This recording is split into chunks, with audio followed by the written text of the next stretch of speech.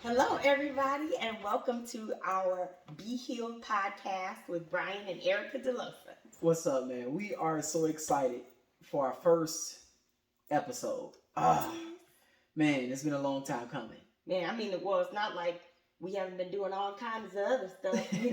We've been all over Instagram and Facebook just trying to share our journey with everybody and share with them what it takes to have a successful marriage after 20 years. Yeah, 21 years. 21 years, 6 kids. People are always asking, how do y'all do it? Yeah, shoot. Half the time it's not even about the marriage. It's like, wait, how y'all get 6 kids through life? You know what I mean? But it's just the beauty of just family is what we want to share. Yes. And that's been part of our life's purpose and journey is sharing and helping others develop a beautiful family that they can just be proud of and just have a great time in life. That's what it's about, right? That's what it's all about. What I must say is that you're looking quite beautiful this morning. Thank you. No, I gotta say that. I gotta say that. And you know you handsome, so See, marriage tip number one right there. But you're a nut. So look, let's tell them a little bit about our journey. Okay. Because people ask us all the time, like, how did you guys meet, and like, how did this all happen? So you think you're the better storyteller, so. Okay, well, I'll let you tell it. I am the better storyteller. Yeah, Y'all will see. Okay. Well, we met in college. I was in my junior year of college. Yeah. Just transferred into Chicago State. Yeah. You were already there. You were a senior. Yeah. And of course, you were going to point out that I'm older. But that's okay because I'm 2 years older than you. It's not like I'm Stella and I got my groove back. I'm just 2 years older than you. Let's be clear. You know, all the jokes that people had, especially my family loved them to death, but they thought they were funny, calling me Stella or whatever. But it's just 2 years. Mm-hmm. You better be glad I gave you a chance. Okay, all right. Here we go. All right, so we met in college, and when I was the one that saw you first. I was going out for conditioning for basketball because I was there playing basketball. She was there for track. Yeah. And on our way to condition, we're going to the track to work out. I'm talking to my teammates at that point about how I'm just taking a break from dating. I don't got time for these girls around here. I'm just taking a break. I need a break. Yeah. And as I'm saying this, I'm talking real big about, I don't care who on this campus come in my face. Dude, I'm good, man. As I'm saying this, I just go silent. And all my teammates turn around, look back, and I'm like, bro, who is that right there? So you're like a big hypocrite right now. Yeah, yes, I am. And your fine self comes running by, trotting by. I'm like, oh my God. And they're like, bro, that's E. And they said, that's Erica. Yep. And they said, but don't even try. Yeah. And they told me not to try. They said, because we all have tried and we all been turned down. Well, yes. And there's no point because you're going to get embarrassed. But me being who I am. Why did they say it like I was just rude, just mean? You did what you need to do. I did do that. But let me get back to my story. Okay. So me being who I am, of course, I said, wait till she see her brother. But I was scared inside. I was like, dang, they're like, yeah, man, she in school, she's smart. She in school to be a lawyer. She like the rest of these chicken heads around here. She on top of her stuff, and she rich. Okay, see, that's ridiculous. First of all, you got that right. You were nervous, but we'll talk a little bit about that later. But rich, for real though, I come from a single parent family. My mom worked hard every day. We lived check to check like most other people in the world. Rich. But y'all don't know, Chicago stays on the south side of Chicago, right in the middle of the hood. Oh, sorry. So the fact she had any type of new car, it didn't matter what it was, you rich. Okay, yeah. And so that's what it was. You had more than us in the hood. So yes. And so because of that, so after that, my mindset was, well, I'll just wait till she sees me. Because if she sees me and she doesn't even look at me and she pays no mind to me, then it may not be a chance because a boy wouldn't try and get embarrassed. Yeah, but Yeah. the chances of that were slim to none. See, Go but I didn't know ahead. that yet. I didn't know Okay, yet. all right. Know that yet. Even though I said what I said, because you have to put on that front like you good, but inside I'm like, I don't know about this, how this might go. But she fine, so I gotta at least try. And so I will wait. I mean, I'll be in the cafeteria, and we always sit at that front table, all the basketball players. Yes, I did. And as people walk through, any girl walk through, of course, they like giving heckling. it, yeah, heckling and everything else. Uh-huh. And it's like 2 weeks later, and you come walking through because you always walked like you had the horse blinders on, like wherever you going, you was just focused. And we'll be in the cafeteria, you know, those weeks, and they're like, I don't know if I should take that personally, like negative. well, it showed you were zoned in. Okay. And see, my teammates would check and see this and watch this, Erica. And she'll be like, hi guys, and just keep going. We even look to the side, just hi guys, and they'd be like, see? Because I knew why y'all were sitting there, And, like to just catch all the girls. I'm like, this is trifling. but low key, they were purposely trying to help me out. Oh, okay. Yeah, and so they were like, man, I told you. So this is just making it extra horrible for me, extra horrible. And so one day you come in a couple of weeks later, and you are like looking around, waving, talking to people, and I'm like, oh, she may look this way. And so of course, the regular, hey, Erica, and everybody, and you say, hey, and then afterwards, we catch eyes. Yeah. Now, I was staring until we caught eyes because I couldn't be a stalker. Right, and you naturally, Yeah. had that gradual look Yeah. away or whatever, but you turned back, so did I. Yeah, so if y'all know better, I broke contact. Okay. You know, when she broke contact. Yeah, because stalker status is not cute. Yeah, Okay. not at all, not at all. Appreciate that. But I looked again, and then you looked at me again. I said, okay. Then I broke contact again. Uh-huh. Yeah, right before you got to that wall where it was cut off, I couldn't see no more. Right. This is where the story gets hazy. My end, I feel, is right. She looked at me. It's definitely not hazy, just wrong, but okay. She looked at me, Uh-huh. and she smiled Mhm. and gave me the 3-finger wave. Now, see, that's exactly where it's wrong.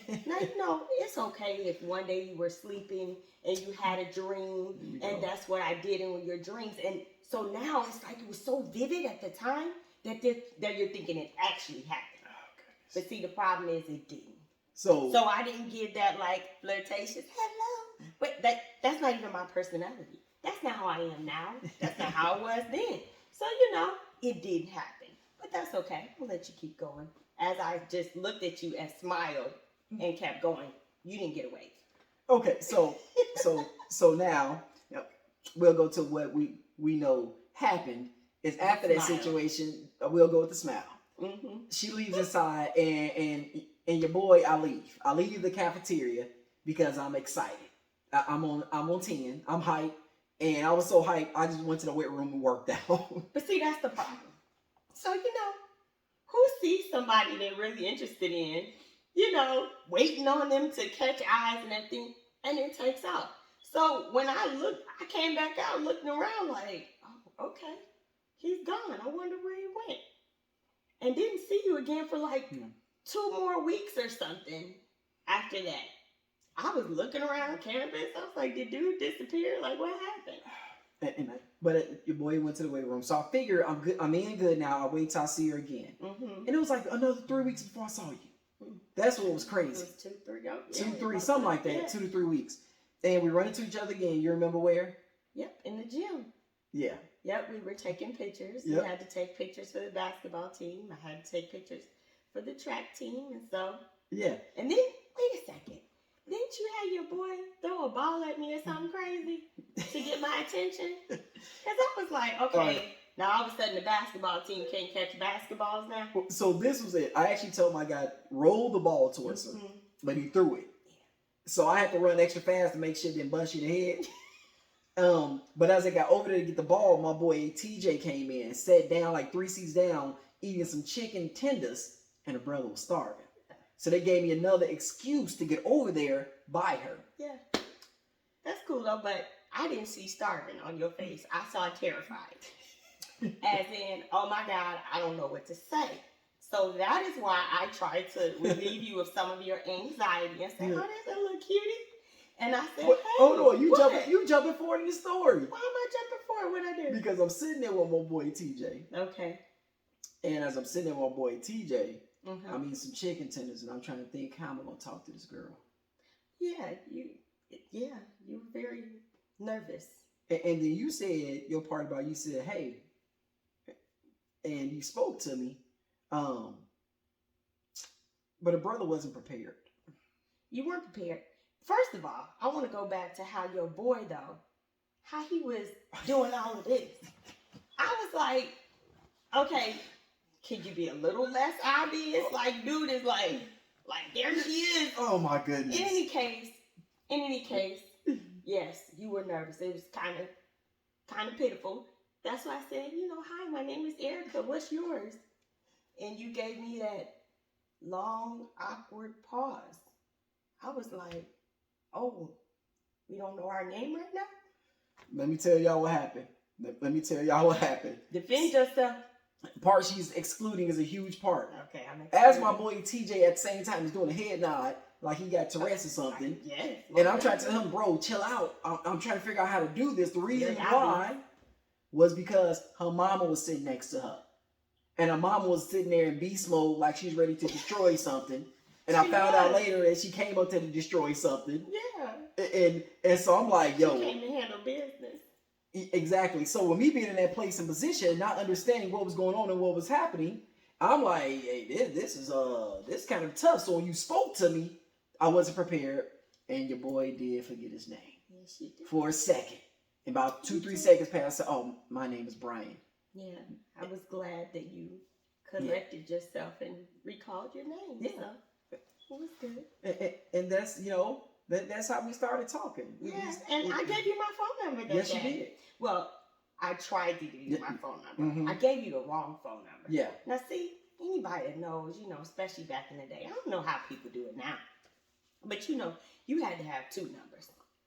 The right number and the number you just gave somebody that you weren't interested in at all, but you trying to hurry up and get them out of your face. Mm-hmm. I accidentally gave you that number. Oh, okay. It was an accident, but I redeemed myself. Yes. I contacted your teammate that I knew really well, and I was like, hey, can you give him my real number? Yeah, because I accidentally gave him the wrong number. Because your boy wasn't about to get played. Yeah. I wasn't about to get played, so okay. But after we got together, I remember the first time we really got to hang out. Before we got to hang out, we were constantly having conversations on the phone.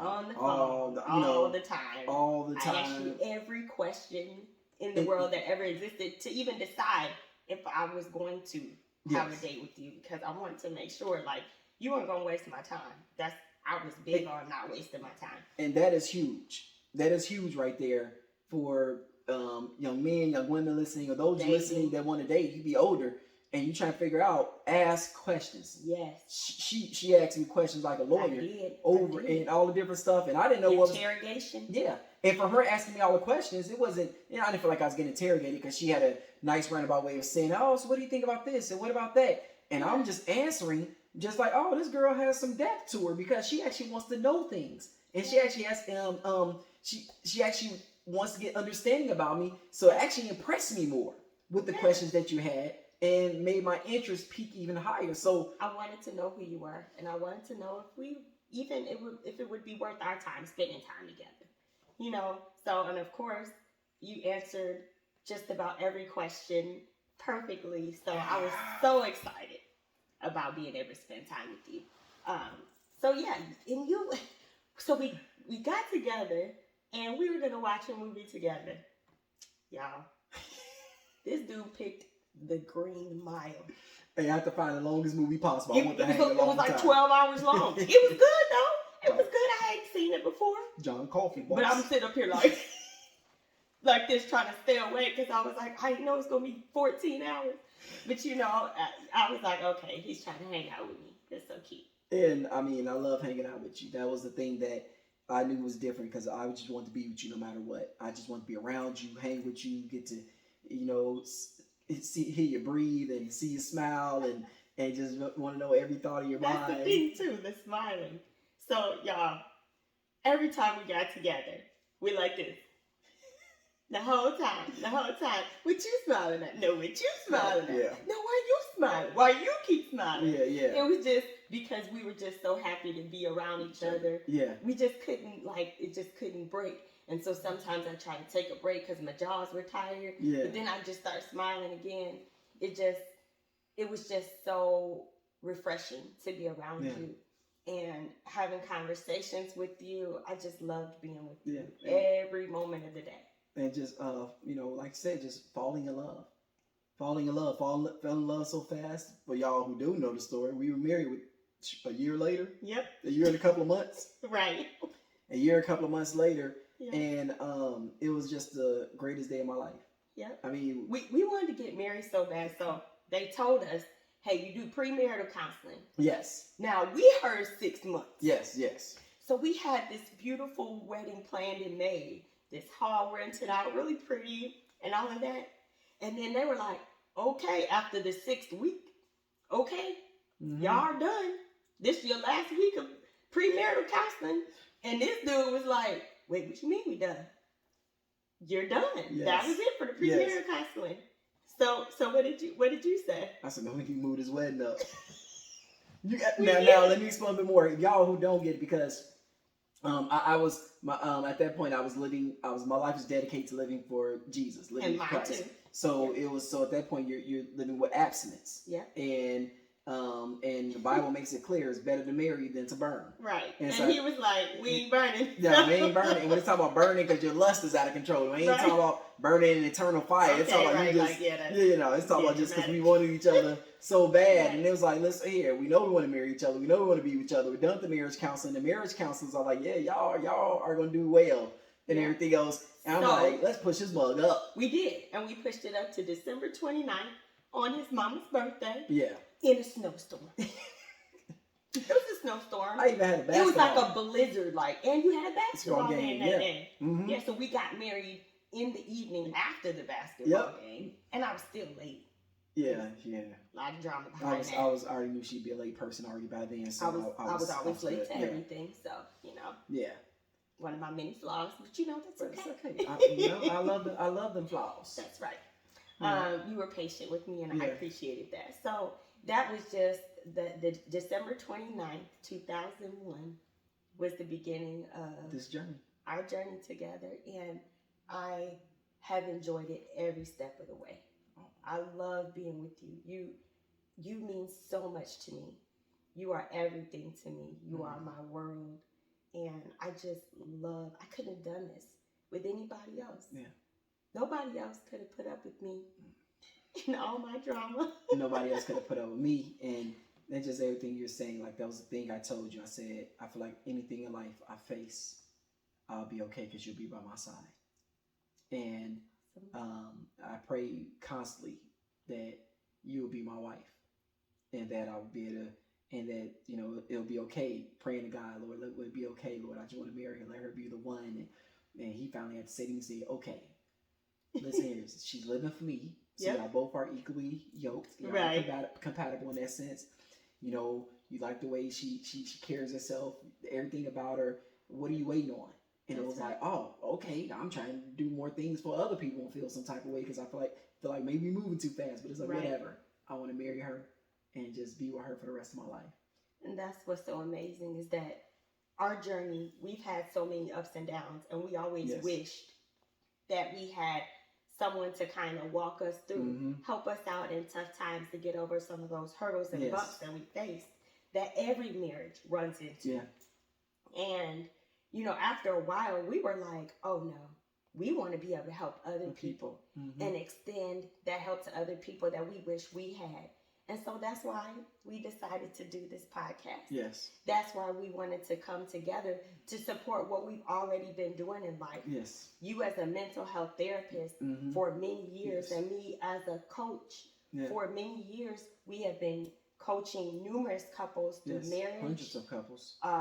Premarital counseling, even dating and how to properly date and with relationships. We've been doing this for years. And so this is just another platform that we just want to share our experience, our expertise on, so we can help others. And that's why I'm so excited about this. 20 plus years of marriage, when it's been pretty much 20 years of providing people with coaching and counseling. Yeah. And counseling. We need to start early. Early, because people want to know early. How y'all doing this? And just working with others and even being in a place where we helping some people learn it, find a spouse that's compatible. Right. that were looking for spouses, and how many people we did help. we don't help, and they're married and still been married. And so it's been an awesome thing. But to be able to do this now for all of you, be able to offer this for all of you, and that your marriage can be long and prosperous, especially with how poor marriage has been in our community. Yes. It's been difficult. Yes. I mean, the divorce rate is at an all-time high. Yes. And, a lot of people are afraid to even get married now. Yes. Yes. Afraid to get married and afraid to stay married. Yeah. Because they don't want to be miserable. And because they don't know how to be married. That's right. And so they don't know how to be married because I didn't have the example of what a marriage was before them. I had 35 years, at that point, 30-some years before we got married with my parents in front of us. Yeah. So you got to see an example of a successful married couple right in your home growing up. And I came from a single parent home, and I didn't get to see that. Yeah. But the beauty of me learning, from God, from you, and just us being able to be in a place to help this thing just be as successful as it could possibly be and help others. So we're excited, y'all. We're excited to continue this journey with you guys. Yes. And for you guys to have that same type of hope to know that your marriage is going to make it. The marriage you want in the future will make it. Mm-hmm. And that it'll be a marriage to your last breath. Yep. Don't give up. Don't ever give up on your marriage. You have to work it. So for those of you that are watching us on YouTube and not hearing us just auditorily, go ahead and subscribe. Yeah. And next time we're gonna get into a little bit more in depth about how people felt we were crazy. Oh yeah. For getting married. Oh yeah. We people brought the heat to us. Yeah. And so next time we're gonna be talking about that. So make sure you join in as we discuss that. But you guys have a beautiful day and know that you are blessed. Be healed.